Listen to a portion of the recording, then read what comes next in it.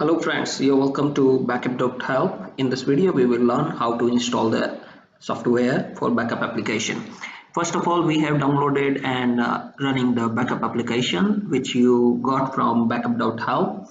You can ignore this smart screen warning because it's our official app itself. So at this step, you need to click on more info and then run anyway. In the next step, there are some few steps which you need to follow to process the installation things. And once the software is properly installed, then after you will see a login box through which you need to enter the username and password which you have received from Backup.Help. So the application has been installed. It's running the first time now.